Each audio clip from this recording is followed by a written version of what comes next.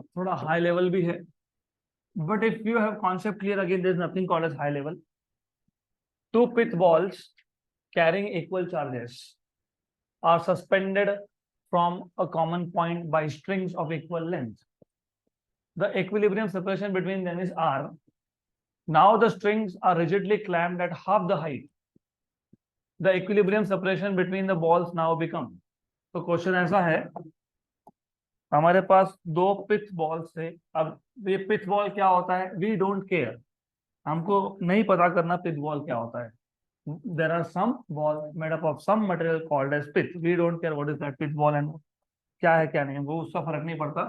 They are suspended with the help of two strings of equal length. So they are suspended with the help of two strings of equal length. ऐसा situation है more or less. Right, more or less. Something like this. ऐसा है. इन्होंने बोला है equilibrium separation between them is how much R. तो इन दोनों में इक्विलिब्रियम मतलब जब फोर्सेस बैलेंस हो जाएंगे तब इक्विलिब्रियम सेपरेशन कितना है आर. और पहले केस में हाइट कितना था वाई. कितना था हाइट वाई. तो this height is Y. Now what they are saying is कि अगर मैं हाफ हाइट पे क्लैंपिंग कर देता, तो instead of clamping the string at a distance y, if I clamp it at y by 2, तो मैं अगर clamping half height पे करता, so if I do something like this, imagine doing something like this, तो इस case में equilibrium separation I will call this as r dash या फिर r2. how much is r2 ऐसा पूछा है. R1 आपको दिया है R, Y1 आपको दिया है Y, Y2 आपको दिया है Y by 2. आपको पूछा है व्हाट इज R2. और डेफिनेटली जो मैंने डायग्राम ड्रॉ किया है थोड़ा सा गलत है, क्योंकि डेफिनेटली इक्विलिब्रियम सेपरेशन सेम नहीं होगा. यहाँ सेम दिख रहा है तो मैं चेंज कर दूंगा. तो मैंने चेंज कर दिया इसको. गुड. तो दे आर आस्किंग अभी बढ़ेगा कि कम होगा, that I don't know unless I solve this. वो बढ़ेगा वो कम होगा वो हम बाद में देखेंगे, वो सॉल्व करने के बाद देखेंगे. सिर्फ इतना आपको एक रफ आइडिया देने के लिए कि ऐसा है. तो this is the case. Question समझ में आया क्या? यस. तो पहले हमने y डिस्टेंस पे दोनों रस्सी को क्लैम्प किया था, मतलब टाई किया था. इक्विलिब्रियम सेपरेशन कितना आया r. अब हमने क्लैम्पिंग हाफ हाइट पे किया है y by 2 पे. तो what is the equilibrium separation, that is what they are asking you. So who will tell me how to solve this question? At least the first approach. Equilibrium. Forces being balanced. तो पहले तो ये सोचना पड़ेगा कि कितने force है यहाँ पे, कौन कौन सा फोर्स है. टेंशन, वेट, दोनों सेम टाइप के चार्जेस थे. Force of repulsion, electrostatic force of repulsion. Very good. तो सबसे पहले you have to start thinking कि कौन से फोर्सेस है. You have weight mg which is acting vertically downwards. You have tension which is always towards the point of suspension. Always towards the point of suspension. ये याद रखना. Clear?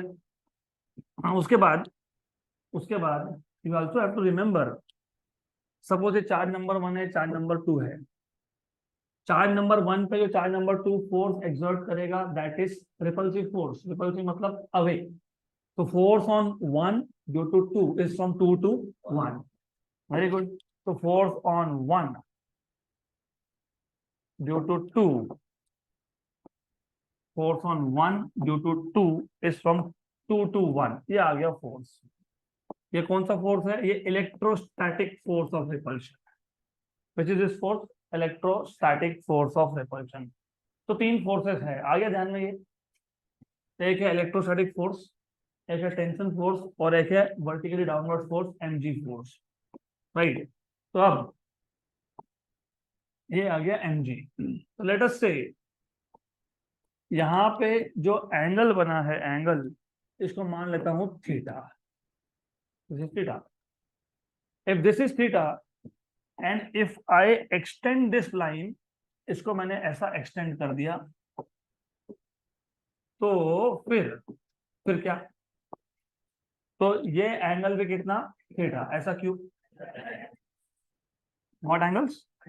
Alternate angles. Okay, तो अगर ये alternate angles है तो ये जो आ गया, ये टी का कॉस कंपोनेंट आ गया, T cos theta. T cos theta ने किसको बैलेंस कर लिया? Very good. और फिर इसी का एक कंपोनेंट यहाँ है, कौन है ये? टी साइन थीटा ने किसको बैलेंस कर लिया? Electrostatic force of repulsion, hence they are in equilibrium. So in this case, what you have is T cos theta is balancing mg, equation number 1.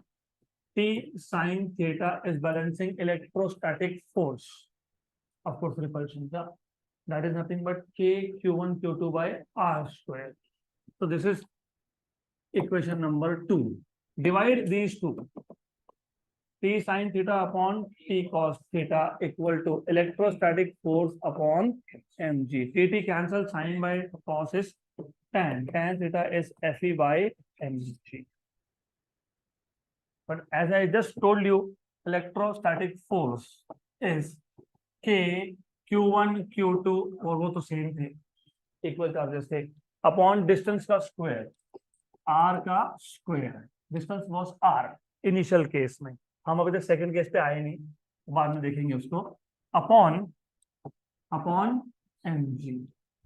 Now but if you look at this right angle triangle, this distance from here to here is how much? r by 2.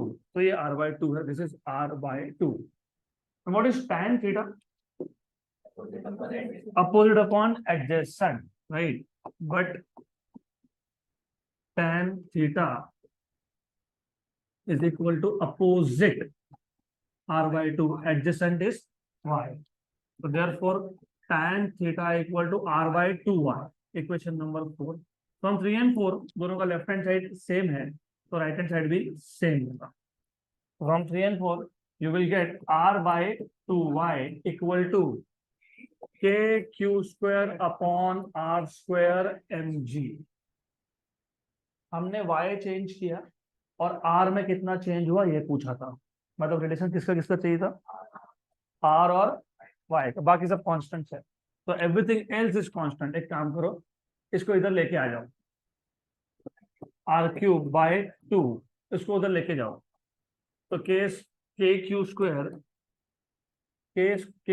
Square y upon, अरे r square तो गया ना वहां, mg.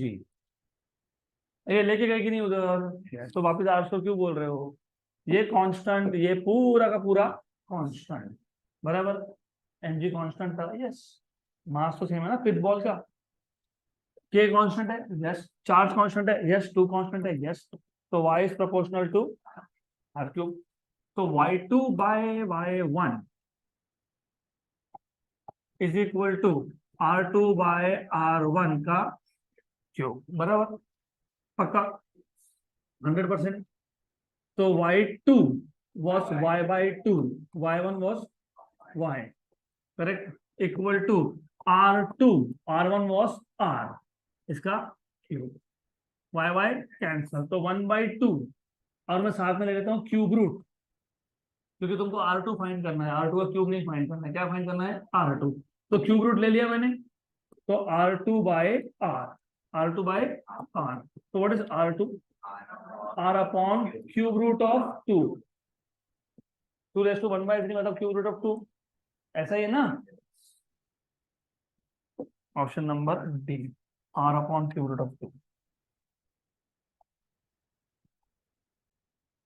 Okay, so let us see how to solve this question directly. Directly मतलब without writing all this. इसके लिए important है कि आपके कॉन्सेप्ट थोड़े से क्लियर हो. टेंशन का डायरेक्शन पता होना चाहिए. दिस इज टेंशन का direction, right, correct. And angle के हिसाब से ये एंगल यहाँ पे, ये एंगल यहाँ पे था थीटा, बराबर. ये टी कॉस थीटा, यहाँ पे T sine theta. T cos theta को mg को टी कॉस थीटा ने बैलेंस किया। यहाँ पे था टी साइन थीटा और यहाँ था एफ ई, मतलब T sine theta equal to F E, T cos theta equal to M G. तो T sine theta upon T cos theta मतलब tan theta equal to F E by M G. F E होता है K Q square by R square, K Q square by R square M G. अभी K Q M G को भूल जाओ क्योंकि वो constant है, राइट। तो tan theta is proportional to 1 by R square, right. और ट्राइंगल पे ध्यान दो, tan theta is opposite upon adjacent. Opposite था r बाई टू, उसमें से भी बाई टू भूल जाओ क्योंकि कांस्टेंट है, कांस्टेंट है ना। तो tan theta is r by two upon y, और बाई टू तो छोड़ दिया, तो r by y is proportional to 1 upon R square. r by y proportional to 1 upon R square, वहां आ गया आर स्क्वायर, आर क्यूब बन गया, तो y इज प्रोपोर्शनल टू, तो y2 by y1 equal to r2 by r1 का cube. तो you are directly at this step. तो सिर्फ फोर्सेस के डायरेक्शन अगर इमेजिन कर पा रहे हो तो खत्म, ये सब कुछ करने की जरूरत नहीं है, कुछ भी नहीं करना है, सीधा सीधा तुम फाइनल स्टेप पे आ गए, डन। अगला क्वेश्चन।